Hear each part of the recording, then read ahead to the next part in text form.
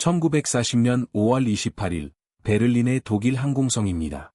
제국 원수 헤르만 게링은 노골적인 경멸을 담아 첩보 보고서를 내려놓았습니다. 이 문서는 루즈벨트 대통령이 의회에 요청한 미국 항공기 생산의 전례 없는 확장을 상세히 설명했습니다.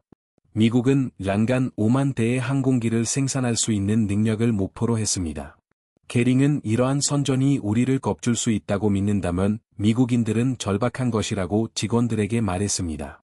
그들은 전쟁 생산에 대해 아무것도 모릅니다. 그들의 자동차 공장을 전환해보라고 하십시오. 그들은 전투기 제작이 단순한 조립 라인 이상을 요구한다는 것을 알게 될 것입니다. 게링이 파악하지 못한 것은 디트로이트에서 덴마크 이민자 일리엄 크누센이 이미 그의 생각이 틀렸음을 증명하고 있었다는 사실입니다. 이전 제너럴 모터스 사장이었던 크누센은 이제 루즈벨트의 생산 책임자로서 연간 $1를 받고 일했습니다. 그는 인류 역사상 가장 야심찬 산업적 번역을 지휘하고 있었습니다. 4년 안에 미국 공장들은 게링이 일축했던 불가능한 5만 대의 항공기가 아닌 거의 10만 대의 항공기를 연간 생산하게 되었습니다. 동시에 미국은 서로 반대편 바다에 걸친 두 개의 전쟁 지역에 보급품을 공급했습니다. 독일의 경멸을 불러일으킨 선언은 1940년 5월 16일 독일의 기갑 부대가 프랑스를 휩쓸고 있을 때 나왔습니다.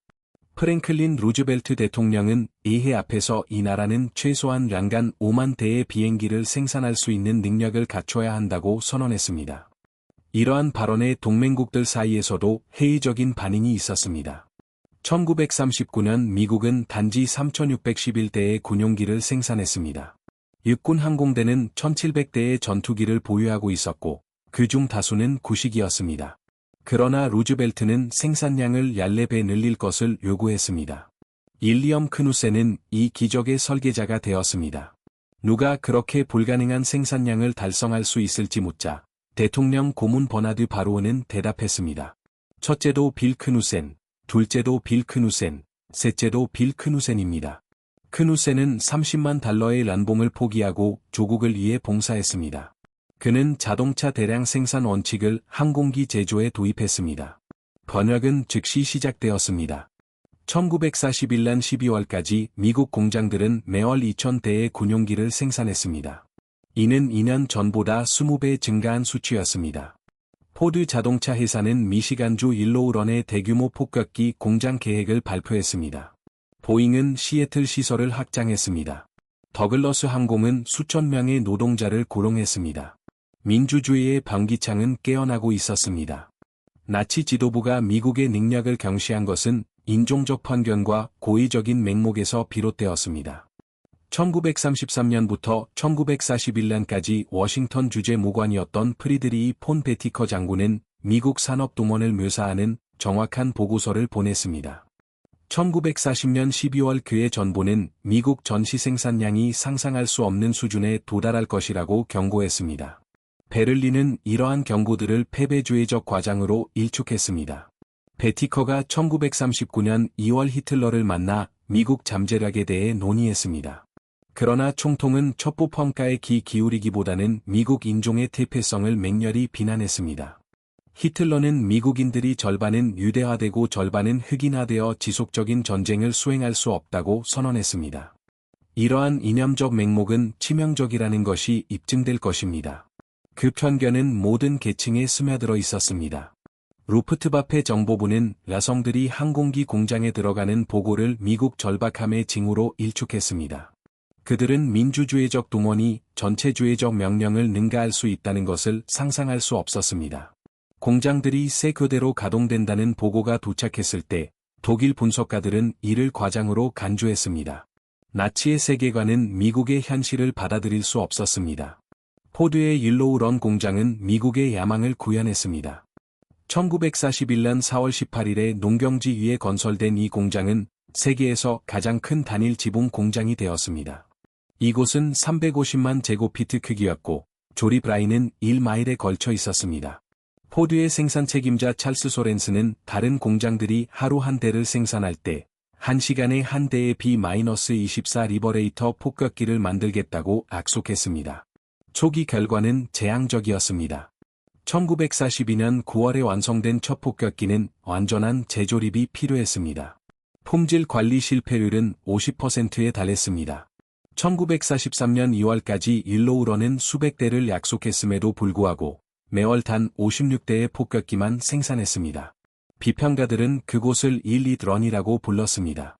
그러나 포드 엔지니어들은 인내하며 B-24의 48만 8,193개의 부품을 관리 가능한 하이 조립품으로 나누었습니다.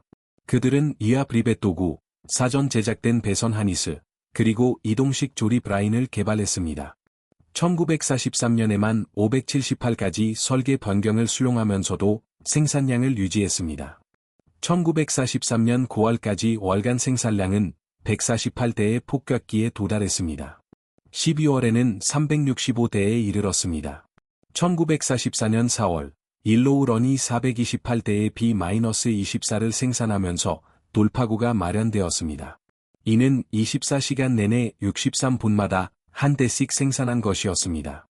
이 단일 공장이 독일 전체 항공산업보다 더 많은 양을 생산하고 있었습니다.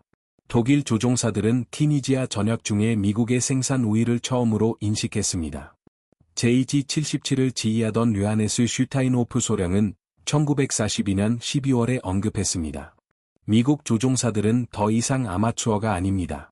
가장 불안한 점은 매일 더 많은 조종사들이 나타난다는 것입니다. 이러한 깨달음은 1943년을 거치며 가속화되었습니다. 1월 27일은 독일에 대한 첫 번째 미국 공습을 알렸습니다. 64대의 폭격기가 비렐름스하펜을 공격했습니다. 10월 슈바인포르트의 검은 목요일까지 미국은 60대의 B-17을 잃고도 2주 안에 교체할 수 있었습니다. 수학적 계산은 피할 수 없게 되었습니다. 1944년 2월 20일부터 25일까지의 픽이 그동안 제8공군과 제15공군은 작전을 수행했습니다. 이들은 독일 항공기 생산시설에 3,500회의 폭격기 출격을 감행했습니다. 루프트바페는 262대에서 355대의 전투기를 잃었습니다. 더욱 치명적인 것은 약 100명의 대체 불가능한 베테랑 조종사들을 잃었다는 것입니다. 아돌프 갈란트 장군은 게링에게 독일이 매월 1,000대를 생산하는 동안 1,200대의 전투기를 잃고 있다고 보고했습니다. 미국은 매월 2,500대의 전투기를 생산하면서 400대를 잃었습니다. 220회의 승리를 거둔 독일 최고의 에이스 중 한 명인 하인츠 베어 소령은 1944년 1월 브라운슈바이크 상공에서의 임무를 묘사했습니다. 폭격기 편대는 지평선에서 지평선까지 이어졌습니다. 최소 700대의 플라잉 포트리스와 리버레이터랐습니다.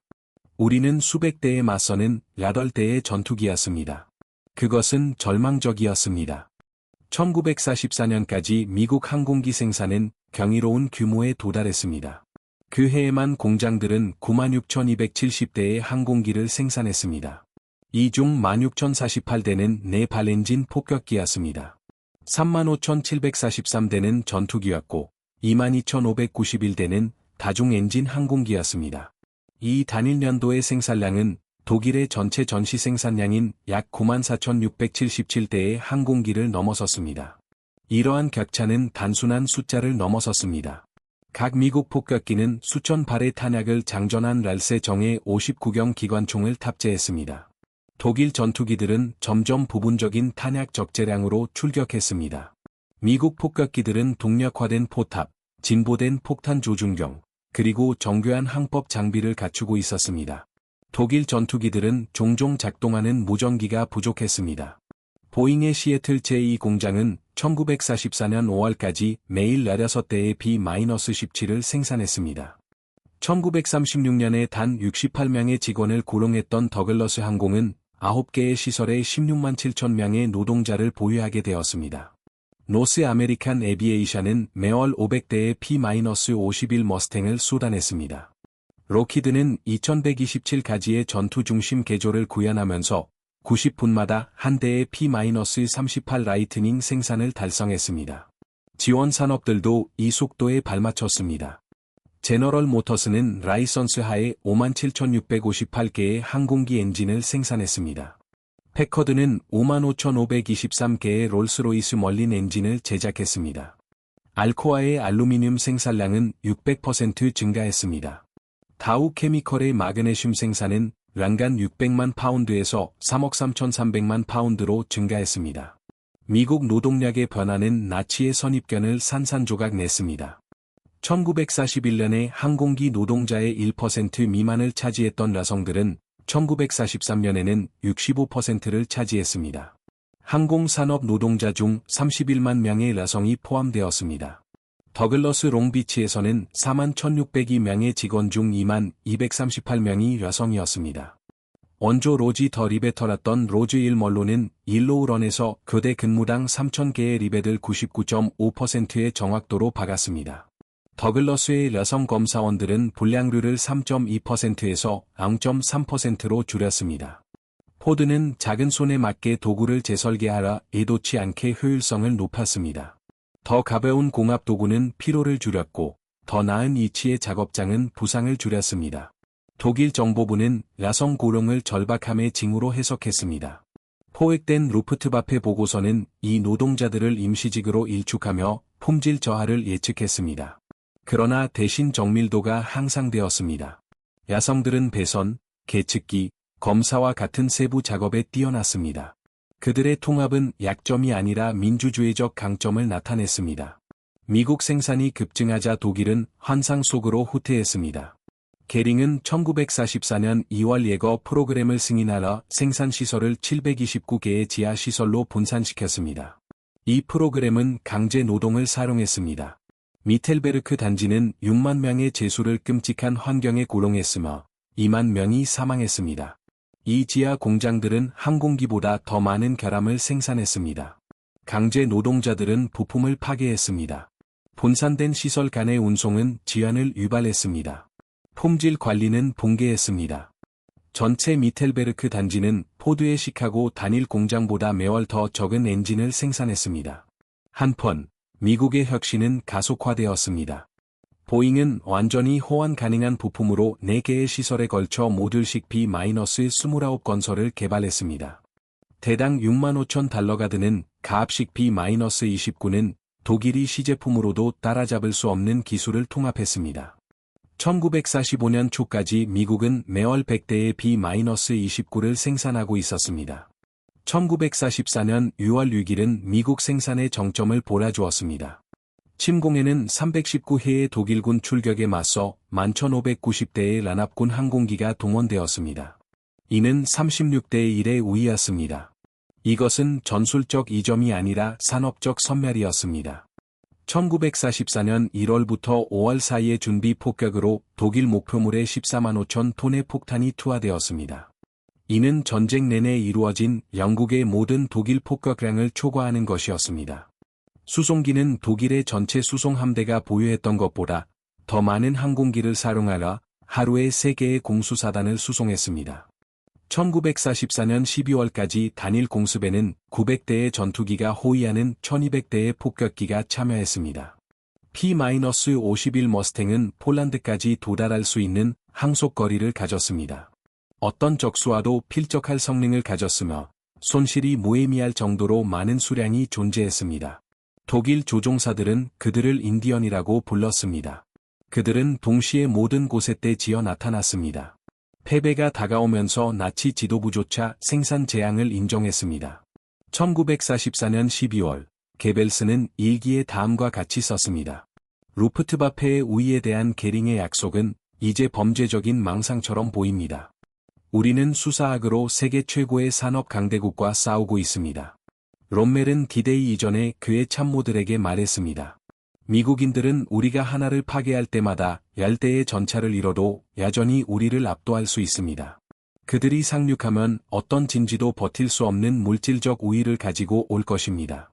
1945년 1월, 히틀러조차 슈페어에게 인정했습니다. 우리는 베티커의 보고서에 귀 기울였어야 했습니다. 그들의 산업 잠재력은 결정적이었습니다. 우리가 수백 대를 만들 때 그들은 수만 대를 만들었습니다. 알베르트 슈페어는 나중에 미국의 폭격이 독일의 전차 생산량을 35% 감소시켰다고 증언했습니다. 항공기는 31%, 트럭은 42% 감소했습니다. 그는 산업 목표물에 대한 명확한 공격 시스템을 따른 미국 공격이 독일 무기 생산의 붕괴를 초래했다고 단호하게 말했습니다. 1944년 중반에 운용된 독일의 미-262 제트 전투기는 연합군 전투기보다 100마일 더 빠른 진정한 혁신을 대표했습니다. 히틀러와 게링은 이 경이로운 무기가 수적 열세에도 불구하고 제공권을 회복할 수 있다고 믿었습니다. 그러나 독일은 총 1430대의 미 261을 생산했고 동시에 200대 이상이 가동된 적은 없었습니다. 엔진은 열 시간마다 정비가 필요했습니다. 핵심 재료를 구할 수 없어 열등한 대체품을 강요받았습니다. 한편 미국은 1942년에 제트기 개발을 시작했습니다. 벨 P-59는 독일 제트기보다 열등한 것으로 판명되었지만 로키드의 P-80 슈팅스타는 어떤 독일 제트기보다 우수했습니다. 이것은 전쟁이 끝나기 전에 생산에 들어갔습니다. 미국의 산업적 깊이는 여러 기술을 동시에 추구할 수 있게 했습니다. 이것은 독일이 감당할 수 없는 사치였습니다. 이러한 대조는 생산 전쟁의 결과를 상징했습니다.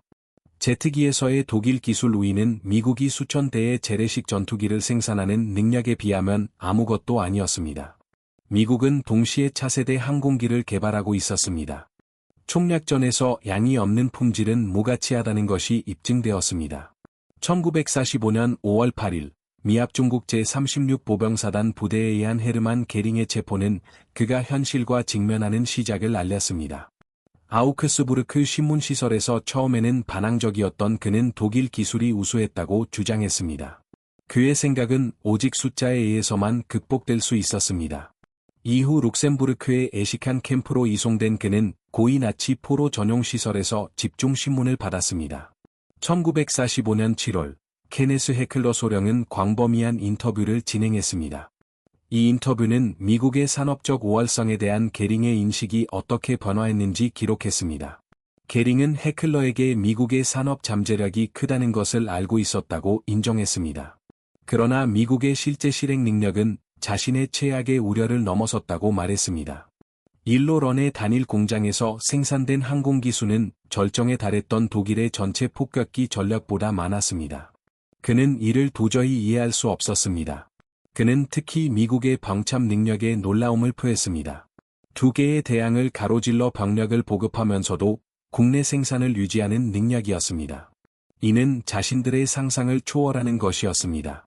독일 본토에서 500마일 떨어진 병력조차 제대로 보급할 수 없었습니다. 하지만 미국은 본토에서 5,000마일 떨어진 곳의 군대까지 보급했습니다. 니른베르크 재판에서 검찰은 게링에게 미국 생산력의 우월성을 몰아주는 압도적인 증거를 제시했습니다. 도표는 1944년까지 미국이 독일의 랑간 생산량보다 더 많은 항공기를 매달 생산했음을 몰아주었습니다. 검찰이 독일 도시들을 날아가는 동안 일로런 조립 라인의 랑상이 재생되었습니다. 그 도시들은 단일 공장에서 생산된 폭격기들에 의해 파괴되었습니다. 1946년 3월 14일 게링의 증언은 그가 규모를 이해하기 위해 고군분투했음을 몰아주었습니다. 그는 미국의 경제적, 기술적 잠재력, 특히 공군력이 엄청나다고 믿었습니다. 그러나 4년 만에 항공기 생산량을 100배나 늘릴 수 있으리라고는 상상도 못했습니다. 그러한 성장은 물리적으로 불가능해 보였습니다. 교도소 심리학자 G.M. 길버트는 생산 통계에 대한 게링의 집착을 기록했습니다. 그는 미국의 단일 공장과 독일 전체의 생산량을 비교하며 비율을 반복해서 계산했습니다. 특히 일로런에 집착하는 듯했으며 그곳을 자신들의 등뼈를 부러뜨린 망할 공장이라고 불렀습니다. 미국이 81만 2,615개의 항공기 엔진을 생산한 반면 독일은 24만 1,675개를 생산했음을 몰아주자 게링은 말없이 숫자를 응시하기만 했습니다. 패배의 수학적 현실은 부인할 수 없었습니다.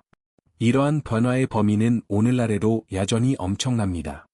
1940년에 3,611대의 군용기를 보유했던 미국은 전쟁이 끝날 무렵 29만 5,959대를 생산했습니다. 라기에는 97,810대의 폭격기와 99,465대의 전투기, 그리고 98,684대의 기타 항공기가 포함됩니다. 이는 단순한 양을 넘어 생산의 모든 측면에서 시스템적 우월성을 나타냈습니다. 최대 200만 명의 미국인이 항공기 생산에 종사했습니다. 라기에는 전례 없는 다양성이 포함되었습니다. 여성, 아프리카계 미국인, 멕시코계 미국인, 아메리카 원주민, 장애인 노동자들도 참여했습니다. 청소년과 노인 시민들도 함께 일했습니다. 이러한 민주적 동원은 전체주의 명령으로는 달성할 수 없는 것을 이루어냈습니다. 자발적인 협력은 모든 면에서 강제 노동의 생산량을 능가했습니다. 1941년 항공기에 대해 아무것도 모른 채 공장에 들어섰던 노동자들은 1945년에 세계에서 가장 숙련된 항공산업 노동자로 거듭났습니다. 그들은 단순히 비행기를 만든 것이 아니었습니다. 그들은 제조 자체를 혁신했습니다. 폭격기 생산을 위해 개발된 통계적 품질 관리는 전 세계적으로 표준 산업 관행이 되었습니다. 일로런에서 개척된 자동화 원리는 전 세계 제조 산업을 변화시켰습니다. 폭격기 조립 라인을 설계했던 엔지니어들은 세턴 5 로켓을 설계하게 되었습니다. B-24 폭격기에 리벳을 박던 여성들은 달리를 걷는 아이들을 키웠습니다. 생산의 기적은 승리로 끝나지 않았습니다. 그것은 미국 세기를 날았습니다. 재정적 측면은 경제 정서를 거부했습니다. 항공기 생산에는 1940년대 화폐 가치로 45억 달러가 소모되었습니다. 이는 오늘날 8천억 달러에 해당합니다. B-29 프로그램 단독으로 맨해튼 프로젝트보다 더 많은 비용이 들었습니다. 그러나 미국을 파산시키는 대신 전쟁 생산은 전례 없는 번영을 창출했습니다. 대공황 시대를 괴롭혔던 실업률은 완전히 사라졌습니다. 개인 소득은 1940년과 1945년 사이에 2배로 증가했습니다. 노동자들 스스로의 전쟁 채권 판매가 대부분의 확장을 지원했습니다. 일로런의 노동자들만 해도 4,500만 달러의 채권을 구매하러 자신들의 공장 운영 자금을 조달했습니다. 반대로 독일은 1944년까지 전체 산업 생산 능력의 40%를 항공기 생산에 투입했습니다. 그러나 미국 생산량의 절반도 채 되지 않았습니다. 점차 의존하게 된 노예 노동은 재앙적으로 비생산적임이 입증되었습니다. 사보타주가 만연했습니다. 품질은 붕괴되었습니다. 1943년 이후 독일 노동자 1인당 생산성은 실제로 감소했습니다. 반면 미국 생산성은 300% 증가했습니다. 전쟁을 위해 구축된 생산 기반 시설은 전후 번영의 토대가 되었습니다. 폭격기를 위해 건설된 알루미늄 제련소는 그의 주택용 재료를 생산했습니다. 항공 연료를 만들던 화학 공장은 소비재용 플라스틱을 만들었습니다. 항공기 공장의 장비를 공급하던 공작기계 공장은 세계적 지배를 위해 미국 산업을 무장시켰습니다. 원자재 생산을 넘어선 것은 조직적 탁월함이었습니다. 전시생산위원회는 18만 4천 개 회사를 원활하게 조율했습니다. IBM 천공카드 기계는 수천 개의 공급업체에서 수백만 개의 부품을 추적했습니다. MIT의 방사선 연구소는 4,000명의 과학자를 고용하여 항법 시스템을 개발했습니다. 이 시스템은 미국 폭격기의 전천후 작전 능력을 불하했습니다. 전투에서 B-17 폭격기가 전방 공격에 취약하다는 사실이 드러나자 보잉은 60일 이내에 턱포탑을 추가했습니다. 태평양 작전이 연장된 항속 거리를 요구했을 때 컨솔리데이티드는 생산을 멈추지 않고 B-24 폭격기를 개조했습니다. 독일의 개조는 몇 달 또는 몇 년이 걸렸습니다. 미국의 개선은 몇 주밖에 걸리지 않았습니다. 이러한 적응성은 생산량만큼이나 결정적이었습니다. 미국 항공기는 전 세계 전투 경험을 바탕으로 지속적으로 진화했습니다. 태평양 전투의 정보는 며칠 내에 대서양 생산 라인으로 흘러들어갔습니다. 노예 노동으로 고립된 지하시설에서 생산된 독일 항공기는 정체되어 있었습니다. 반면 미국의 설계는 매주 개선되었습니다. 전투와 생산 간의 피드백 고리는 전례 없는 효율성을 달성했습니다. 조종사의 관찰은 즉시 엔지니어에게 전달되었습니다. 엔지니어의 해결책은 며칠 내에 조립 라인에 도달했습니다. 조립 라인 작업자들의 제안은 디자이너에게 직접 전달되었습니다. 이러한 민주적인 정보 흐름은 독일의 개충적 명령보다 우수함이 입증되었습니다. 1946년 10월 15일 예정된 초역말 시간 전 헤르만 게링은 마지막 편지를 썼습니다. 그 편지에서 그는 생산 전쟁의 중요성에 대해 가장 완전한 인정을 했습니다. 미국은 군사적 기량이 아닌 산업력으로 승리했습니다. 그들은 더 나은 군인에 의해 패배한 것이 아니었습니다. 더 나은 공장에 의해 패배했습니다. 자신들이 소비재만 만들 수 있다고 무시했던 그 나라는 알루미늄과 강철 아래 베르마흐트를 묻어버렸습니다. 길버트에게 남긴 그의 마지막 기록된 진술도 마찬가지로 많은 것을 드러냈습니다. 자신들은 잠자고 있는 산업 거인에게 전쟁을 선포했습니다. 그 거인이 깨어났을 때 자신들은 파멸했습니다. 그들은 단순히 자신들보다 더 많이 생산한 것이 아니었습니다. 그들은 생산 자체를 혁신했습니다. 그들의 시스템 모든 측면이 자신들보다 우월했습니다. 게링은 그날 밤 자살했습니다. 그러나 그의 마지막 증언은 생산 전쟁에 대한 역사의 판결로 남아 있습니다. 미국의 능력을 무시했던 제국의 원수는 단일 미국 공장이 자신의 전체 공군 평생 생산량을 초과했음을 알고 죽었습니다. 군사 낙사가들은 미국의 생산 업적을 연합군 승리의 결정적인 요인으로 꼽습니다. 그것이 제공한 압도적인 물량 우위가 없었다면 D-Day는 불가능했을 것입니다. 폭격 작전은 지속 불가능했을 것이며 태평양 전쟁은 이길 수 없었을 것입니다. 공중전의 선도적인 락사가인 리처드 오버리는 결과가 전투 정신이나 전술적 탁월함에 의해 결정되지 않았다고 결론지었습니다. 그는 물질의 무게에 의해 결정되었다고 보았습니다.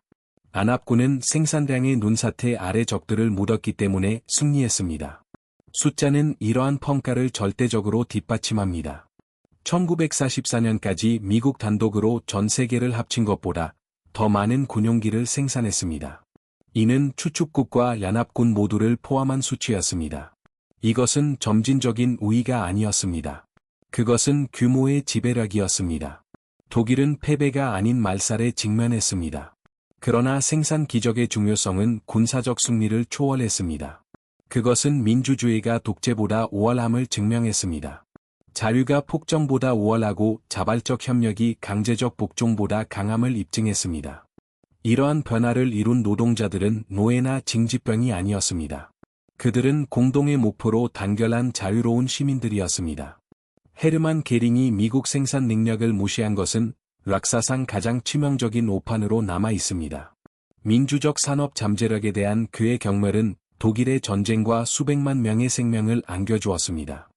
그가 미국의 능력을 인정하지 못한 것은 첫 폭격기가 독일 상공에 도달하기도 전에 제3제국의 운명을 봉인했습니다.